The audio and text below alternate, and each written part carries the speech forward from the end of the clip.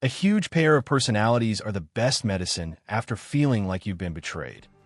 The manga where three lovely women approach the only man they had in the party is called I Got Kicked Out of the Heroes Party, so I went back to my hometown, and then the whole party followed me? One night, Gene was summoned to a room where three girls stood across from him, their expressions cold and unwelcoming. Although Gene assumed the meeting would be about strategies to fight the Demon Lord, the topic turned out to be something else entirely. The blonde woman standing in front, lifting her hand, declared in the name of hero Reky that Gene was hereby kicked out of the party.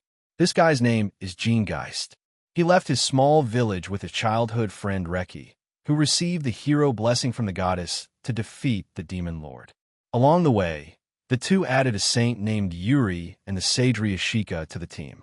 Their party fights the Demon Lord's army in various places. But this will end now, as they finally reach the day of the decisive battle at the Demon Lord's castle. Before parting ways, Reky asks Gene if he remembers their promise. Thinking about it, when they set out on their journey, the two made a pact with the priest. If Gene became a hindrance, he would leave the party. That must be the promise Reky is talking about. With a saddened expression, Gene mentions he does remember their promise and knew this day would come eventually. However, seeing Reky's expression, I tend to believe something is not quite right. Gene had the early bloomer blessing that allowed his fast growth, but gave him little potential. His contributions were significant at first, but the one who embodies the goddess and grants holy blessings, the saint, the one with overwhelming physical abilities who purifies demons, the hero, and the one who holds wisdom and wields lost ancient arts, the sage, no matter how hard Gene trained, the gap between them never closed. In the more intense battles, he only became more of a burden. Right now, as they tell him they will carry on his feelings and suggest he is the best companion, Gene has nothing to say but thanks. When approached by his friend Reky, he pets her head and tells her not to worry, since he is sure she can beat the Demon Lord. However, she is not worried about that. She wants him to wait for her. Once they defeat the Demon Lord, she will come and get him right away. Yet, in the next moment, the boy smiles and leaves, suggesting he must pack his things. The moment his back is turned, his expression changes. What the girl said probably won't come true. After defeating the Demon Lord, they will become heroes. It will probably become difficult to even have a conversation. As he is about to leave through the door, he turns around one more time, mentioning he was also happy to travel with everyone and thanks them. Yet inside, he is hurt. The boy wanted to fight alongside them until the very end. After he left, the three decided it's time to go to bed. Later, Reky, sitting on the bed, grabs the pillow so hard it makes me worry she does not know her strong grip might hurt Jin's sword. She wants to defeat the Demon Lord as quickly as possible so she can go and buy a wedding dress. She wants to arrange the entire wedding to Jin's liking. But before that happens, she wants to go out in town with him after such a long time, just the two of them. Gene was always her hero who stayed by her side. Even though she could not control the power granted by the blessing, he still showed her kindness. He even declared that no matter what others say, he will always be on Reky's side. She is precious family to him. At that moment, the two of them made a promise that once she defeats the Demon Lord, they will get married. That was the promise this girl was speaking about. That is a precious memory she made at the age of 5.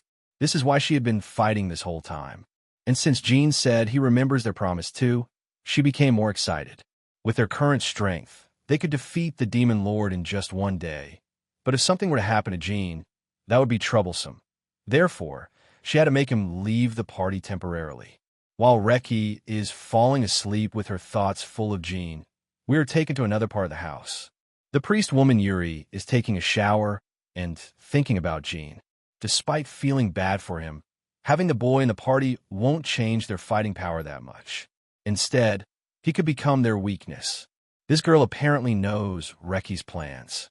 She knows the girl wants to finish off the Demon Lord tomorrow and confess to Gene, but that cannot happen. No one can understand the suffering of someone who has offered prayers as a saint since childhood. Since childhood, Yuri gave prayers as a saint, but no one ever understood her pain. Then, For the first time, someone approached her.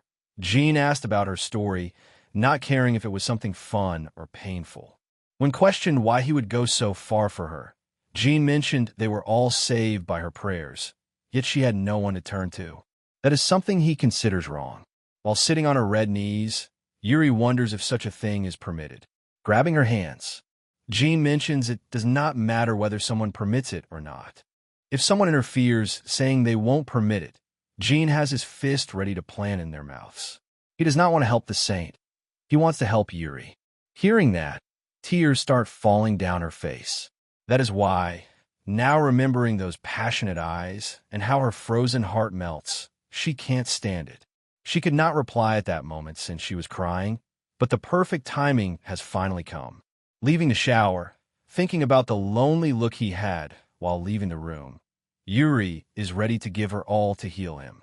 She is ready to lose her privilege of riding unicorns. She is ready to paint the canvas red. She is ready to put the sword in the sheath. After defeating the demon lord, the party will disband, and it will be difficult for Jean to meet them due to their positions.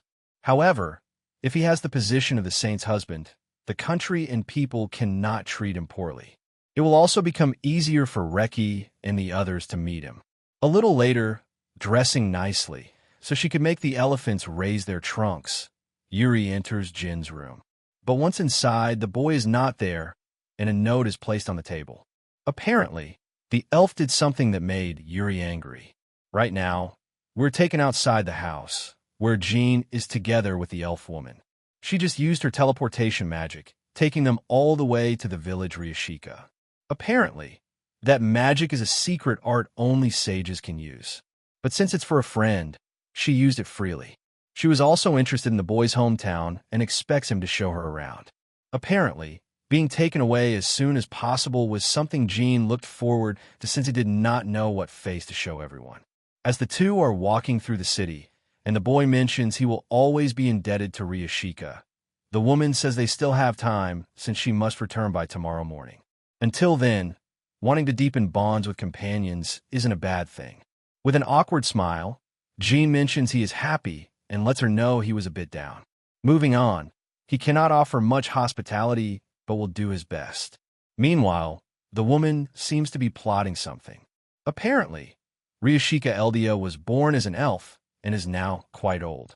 Perhaps, in human terms, she is at an age where her peers have already started families. Yet, she was so absorbed in research that she had no time to think about marriage. But before she knew it, she had both feet firmly planted in spinsterhood. She cried to her parents, but it was already too late. No man wanted a woman like her. Even though she got the sage blessing, in the end, she couldn't even get marriage meetings. But then she took this as an opportunity and chose to accompany the hero on her journey. Jean, who she met there, was different from other men.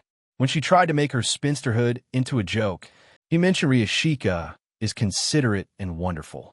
More than that, she used those words women find pleasing. Jean told her she would make a great wife. Right at that moment, the woman said that if she is completely hopeless by then, she will just make Jean take her. And without any frails, if someone like him is okay for her, he would be happy too. From then on, things only escalated. Hearing him give her compliments, and finding out this guy is a man of culture who prefers older women. Now, looking at him from behind, Ryashika believes this strong yet gentle boy will become hers. The moment they arrive in front of his house, the woman places her hand on his shoulder. Giving him a smile, she mentions Jean saved people. He can walk through that door with pride. In the next moment, a man shows up and the boy lets his father know he is back home. Then, the whole house becomes agitated, greeting the child, but they quickly realize there is a lovely-looking woman by his side. Standing up and mighty, Ryashika bows her head, greeting her father and mother-in-law, mentioning she is Jin's fiancée. This catches both Jean and his family by surprise. Next moment, they all sit down chatting, making the boy wonder if this is a dream. Trying to stop this from taking a weird turn, Jean shouts, telling Ryashika to wait. They need to talk about their future. Hearing this, his family believes the bird that delivers babies will visit soon, but that is not the case. Ryashika grabs the boy by the shoulder once again and, with extremely red cheeks, tells him, "I like you, Jean." Yet, the boy is really surprised since she never showed such signs, not even once. Then, she reminds him about the moment when she asked if he would take her, and the boy mentioned he would be happy to. Remembering he really did say that, Jean tries to change the subject, wondering about the demon lord and mentioning that without the sage, those two can't deal with it. But that's fine since she would leave right away after spending one night with Jean. Once again, the woman shouts she is serious, that she really likes Jean and believes he is the only one for her.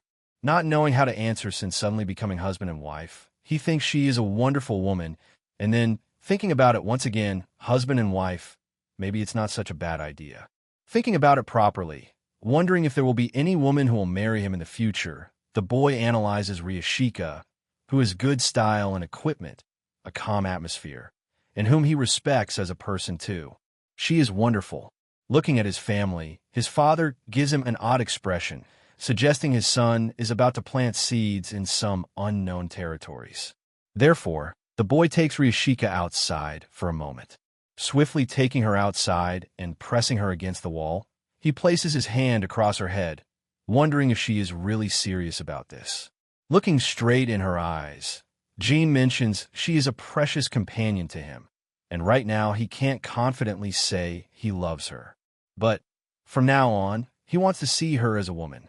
Right then, the two of them have a little moment, and just as they are about to share a sweet, long, sweaty collision, something shining can be seen. In the next moment, Jean is kicked away by the other two girls who mention they won't let him. In the next moment, he can be seen lying on the ground, unconscious. At that moment, everybody tries to heal him and gives him big, hard praises. Two of the girls start having a fight in the back, allowing Reky to make her move. She is about to give him mouth-to-mouth resuscitation, but is stopped as she gets caught by the others.